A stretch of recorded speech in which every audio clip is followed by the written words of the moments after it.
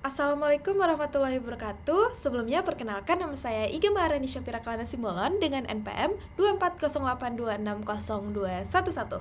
Baiklah, kali ini saya akan mempresentasikan mengenai blok Basic Endocrine and Metabolism System, di mana materi main map saya kali ini akan mempresentasikan mengenai hypothalamus and pituitary. Nah, pertama sedikit menjelaskan nih, kedua organ ini tuh memiliki peran yang sangat penting karena menghubungkan antara sistem saraf dengan sistem endokrin dan juga mengatur berbagai fungsi tubuh untuk mempertahankan homeostasis. Pertama, kita akan menjelaskan mengenai hipotalamus.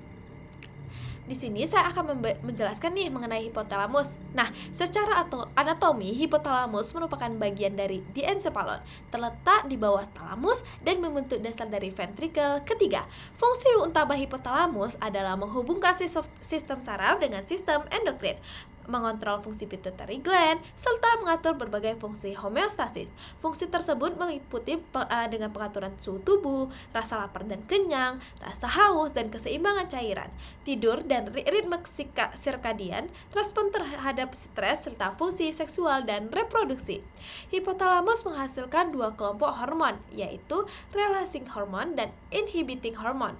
Nah, releasing hormone itu meliputi TRH, CRH, GnRH, GHRH, dan PRH, di mana TRH itu merangsang pelepasan TSH yang kemudian meningkatkan produksi hormon tiroid. CRH sendiri merangsang ACTH yang meningkatkan produksi kortisol. GnRH sendiri merangsang pelepasan LH dan FSH untuk mengatur fungsi reproduksi. GHRH sendiri merangsang pelepasan GH, sedangkan PRH dapat merangsang prolaktin. Sebaliknya, terdapat inhibiting hormone atau somatostatin atau GHIH menghambat GH dan juga TSH, sedangkan dopamin atau PIH terutama menghambat sekresi prolaktin. Selanjutnya kita akan membahas mengenai pituitary gland. Nah, ataupun disebut juga dengan hipofisis. Nah, pituitary gland itu terletak di dalam selat Turcica pada tulang sphenoid dan terhubung dengan hipotalamus melalui struktur yang disebut dengan infundibulum. Nah, pituitary gland ini dibagi menjadi dua bagian, yaitu anterior pituitary atau adenohipofisis dan posterior pituitary atau neurohipofisis. Selanjutnya kita akan membahas mengenai anterior pituitary. Nah, anterior pituitary itu menghasilkan beberapa hormon utama, yaitu GH, TSH, ACTH, FSH, LH, dan prolaktin. Hormon pertama adalah growth hormone atau GH. Nah, GH berperan dalam pertumbuhan tulang dan jaringan, meningkatkan sintesis hormon, serta meningkatkan lipolisis. Sebagian besar efek pertumbuhan GH juga terjadi melalui IGF-1 yang terutama diproduksi oleh hati. Gangguan GH dapat menyebabkan gigantism pada anak, akromegali pada dewasa, sedangkan defisiensi GH dapat menyebabkan growth failure atau dwarfism. Hormon kedua adalah TSH atau thyroid stimulating hormone. TSH sendiri merangsang kelenjar tiroid untuk meningkatkan produksi T3 dan T4. Nah, regulasi adalah TRH dari hipotalamus merangsang TSH, kemudian TSH merangsang T3 dan T4. Nah, peningkatan T3 T4 ini selanjutnya memberikan negatif feedback terhadap hipotalamus dan pituitary. Nah, hormon ketiga adalah ACTH atau adrenocorticotropic hormone. ACTH merangsang adrenal cortex terutama untuk meningkatkan produksi kortisol. Jalurnya adalah CRH, kemudian ACTH, kemudian kortisol dan kortisol memberikan negatif feedback terhadap hipotalamus dan pituitary. Selanjutnya adalah FSH dan LH yang berperan dalam fungsi reproduksi. Pada wanita, FSH merangsang pertumbuhan folikel dan produksi estrogen, sedangkan LH berperan dalam ovulasi dan pembentukan korpus luteum. Pada pria, FSH bekerja pada sel-sel Tolli untuk mendukung spermatogenesis, sedangkan LH merangsang sel Leydig untuk menghasilkan testosteron. Regulasi hormon dimulai dari GnRH yang merangsang LH dan FSH, kemudian hormon gonad memberikan negatif feedback. Hormon terakhir adalah prolaktin atau PRL yang berfungsi terutama untuk merangsang produksi ASI. Nah, berbeda dari sebagian besar hormon anterior pituitary, regulasi prolaktin terutama berada di bawah inhibisi dopamin dari hipotalamus. Saat menyusui terjadi nipple stimulation, kemudian dopamin menurun sehingga sekresi prolaktin meningkat dan produksi ASI dapat berlangsung. Yang keempat, kita akan membahas mengenai posterior pituitary ataupun neurohipofisis. Nah, Hal penting yang harus diingat adalah bahwa posterior pituitary tidak mensintesis hormon sendiri. Hormon dibuat di hipotalamus kemudian dibawa melalui akson menuju posterior pituitary untuk disimpan dan dilepaskan ke dalam darah. Nah, hormon pertama adalah ADH ataupun vasopressin. Nah, ADH meningkatkan rebrosi air pada collecting duct ginjal sehingga membantu mempertahankan volume cairan tubuh dan meningkatkan konsentrasi urin. Pada konsentrasi yang tinggi, ADH juga dapat menyebabkan vasokonstriksi. Nah, defisiensi atau resistensi terhadap ADH dapat menyebabkan diabetes insipidus, sedangkan sekresi ADH yang berlebihan dapat menyebabkan SIADH atau Syndrome of Inappropriate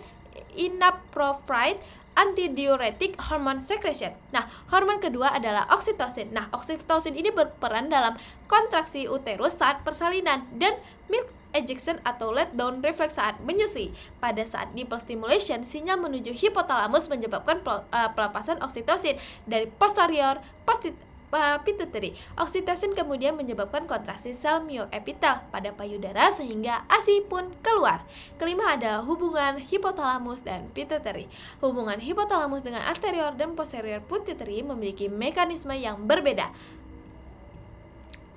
Nah, pada anterior pituitary, hipotalamus menghasilkan releasing atau inhibiting hormone yang dibawa melalui hipofisial portal system menuju anterior pituitary. Hormon tersebut kemudian mengatur pelepasan TSH, ACTH, GH, FSH, LH, dan prolaktin yang bekerja pada organ target. Sedangkan pada posterior pituitary, ADH dan oksitosin disintesis di hipotalamus, kemudian ditransfer melalui akson dan hipothalamic neurohypophyseal pathway, disimpan di posterior pituitary dan akhirnya dilepaskan ke dalam sirkulasi darah. Jadi perbedaan utamanya adalah anterior pituitary dikontrol melalui sistem portal darah, sedangkan posterior pituitary merupakan tempat penyimpanan dan pelepasan hormon yang dibuat di hipotalamus.